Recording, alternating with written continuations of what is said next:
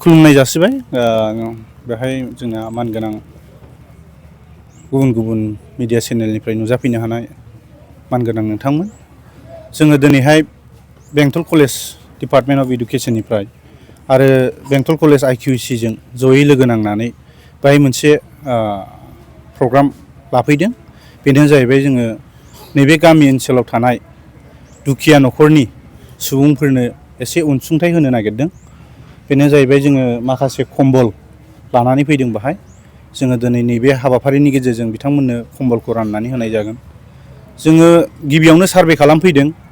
Survey खालामफैनायनि उनावहाय जोङो मिथिनो मोन्दों जे माखासे न'खरफ्रा ओरैबायदि थासारियाव सोलियो जिहेथु दा गोजां बोथोर सोलिगासिनो दं।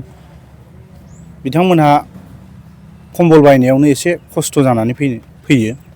स' जोङो जिहेथु जोंना गथ'फोरखौ कलेजाव फोरोंनायजों लोगोसे खाथि खाला थानाय गामिफोरनि फारसे एसे हेफाजाब होनायाबो जोंनि खामानि। बेल' नङा जोङो गथ'फोरखौबो एसे फोरोंलांनांगौ जाहाथे बिसोरो गावनि फिउचारावहाय गाव गावखौल' नायालासिनो गाव जौगानायजों लोगोसे गावजों थानाय साखाथि फाखाथि गासै सुबुंफोरनि जौगानायखौ लांफाफायो। बिनि थाखायनो जोङो दिनैहाय जोंनि सारमोन दं, जोंनि फरायसाफोर दङ, बाहाय जोङो ज' जानानै नैबे कम्बलखौ राननो थाखाय बाव फैनाय जादों। गांबेसे आरो मोनसे न'खरनो होनायनि टारगेट लादों नोंथांमोना? दिनैहाय जिहेथु जोङो गिबि खेब ओमफ्राय जिहेथु सार्भे खालामनानै मोनबाय बे गामियावहाय गोनांथार जानाया गासै 25 न'खरा जों स्टाडि खालामनानै मोनदों। जायनि थाखाय जोङो 25 खान कम्बलखौ लानानै फैदों। जोङो दिनैहाय नायबावगोन एसे जुदि एसे एनै सोरनोबा जुदि नांबावगौ जायोब्ला बिथांमोननि लिस्टखौ लांगोन आरो जोङो बावैसो सानसे साननैनि गेजेरावनो आरो बिथांमोननो होफैबावनाय जागोन। जेनेरेलि जोंहा बेंटल कलेजाव गुबुन गुबुन डिपार्टमेन्ट दङ आरो मोनफ्रोमबो डिपार्टमेन्टआनो एक्सट्रा कारिकुलार एक्टिभिटिस लानाय जायो। दाखालि जोंहा पलिटिकेल साइन्स डिपार्टमेन्टआबो अन्थाइबारि गामियाव थांनानै न'खरथाम ना न'खरब्रै जायहा एसे थाखा फैसायाव एसे आंखाल, आबाद दिखांनायनि सम जिहेतु आबाद दिखांनायाव एसे खस्थ' मोनदों, बिथांमोनखौ हेफाजाब हैनो थाखाय जोंना पलिटिकेल साइन्स डिपार्टमेन्टआ IQAC जों लोगो नांनानै गासै स्टुडेन्टफोरखौ लानानै 6 ना 7 बिगासो माइखौ हानानै हैदों। आरो बियो जोंनि डिपार्टमेन्टनिल' नङा, जिहेतु जोंहा गासै कलेजावहाय 7था डिपार्टमेन्ट दङ। मोनफ्रोमबो डिपार्टमेन्टआनो बायदि बायदि एक्टिभिटिसखौ लालांबाय थागोन। आरो दिनैहाय जोङो इडुकेसन डिपार्टमेन्टनि जानानै जोङो नैबे हाबाफारिखौ लानाय जादों। बर' डिपार्टमेन्टआबो दाखालि मोनसे गामियाव लाहैदों। थिग बेबायदिनो इंलिश डिपार्टमेन्टआबो दाखालि मोनसे गामियाव लाहैदों। स' मोनफ्रोमबो डिपार्टमेन्टआनो जोङो सेपारेटलि बायदि रोखोमनि समाज जौगानायनि खामानि लाबोबाय थादों। आरो एसे जेनेरेल जोंहा बेंटल कलेजआ जिहेतु IQAC दंखायो, अभारअल जोङो गिदिर गिदिर खामानिखौ जों बेंटल कलेजनिफ्राय जेनेरेलि लानाय जायो। आरो बेफोरबायदि एसे एनै फिसा फिसौ खामानिखौ जोङो डिपार्टमेन्ट वाइसआव लानाय जायो आरो।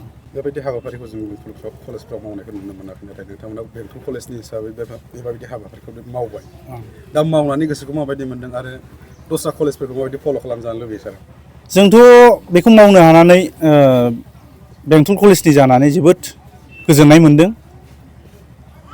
आरो जों आसा खालामो जों जेरैहाय मावलांबाय थादों गुबुन गुबुन कलेजआबो जोंबायदिनो बिथांमोनाबो मावा नङा, थेवब्लाबो गावसिनि मावलांनायखौहाय कन्टिनिउ खालामलांबाय थानो आं खावलायहरो। मानो होननानै बुङोबा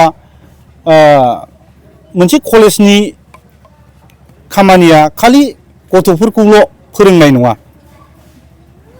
साखाथियाव थानाय गासै समाजनि मानसि एबा गामिफोरखौ जौगानाय लांफानायानो जोंनि कलेजफोरनि मोनफ्रोमबो खामानि।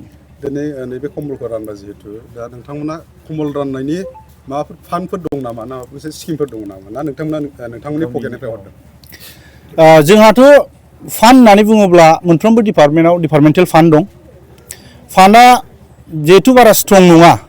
आरो फान्डखौ जोङो बोरै सोरजियो होननानै बुङोब्ला जोङो टिचार्सफोरनि गेजेराव एसे एनै कन्ट्रिबिउसन होयो।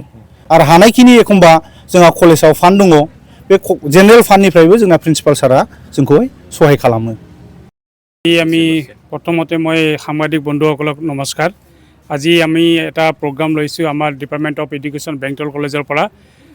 আমি একচুৱেলি আমাৰ আগতে আমাৰ ছাৰে কৈ গৈছে যে আমি আমাৰ কলেজৰ অকল যে আমি টিচিং কৰাটোৱেই আমাৰ কাম নহয়, ওচৰ চুবুৰীয়া আমাৰ গ্ৰেটাৰ এই বেংটল এৰিয়াৰ যিবিলাক একেবাৰে গৰীব, একেবাৰে মানে যিবিলাক অতি দুখীয়া মানুহ আছে, সিহঁতসকলক আমি কি ধৰণৰ সহায় কৰিব পাৰোঁ তাৰ আমি চিন্তা কৰিব লাগে। আৰু আমি সেই বিষয়ে আমি আগৰ পৰাই প্ৰগ্ৰাম লৈ আছোঁ।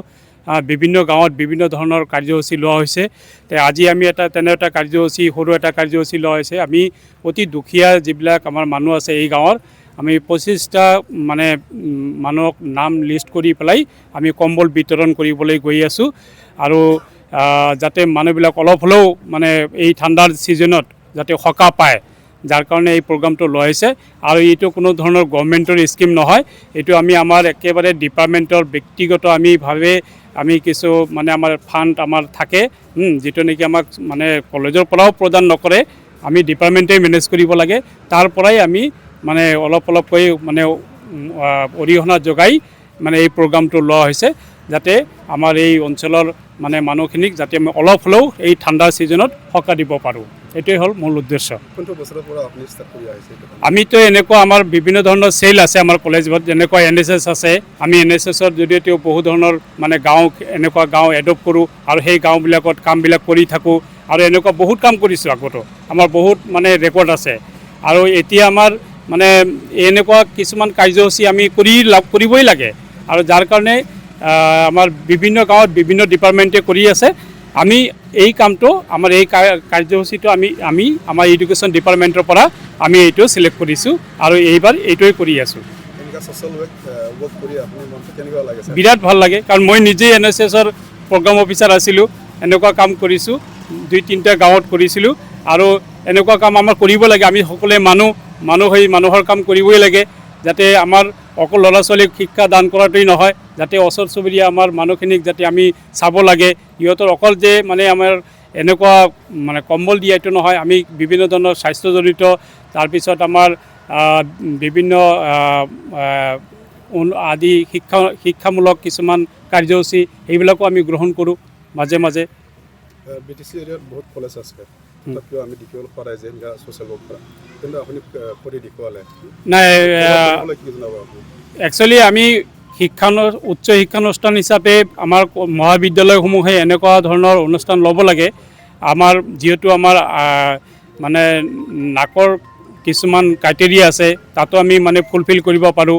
আৰু আমাৰ মানে শিক্ষানুষ্ঠানটো অকল শিক্ষাদান নহয়, মানে আমি যাতে ওচৰ চুবুৰীয়া গোটেইখিনি যাতে মানুহক মানে বিভিন্ন দিশত যাতে সিহঁতক আমি সহায়ৰ হাত আগবঢ়াব লাগে, এনেকুৱা পদক্ষেপ আমি সকলো মহাবিদ্যালয়ে লোৱা উচিত বুলি ভাবোঁ।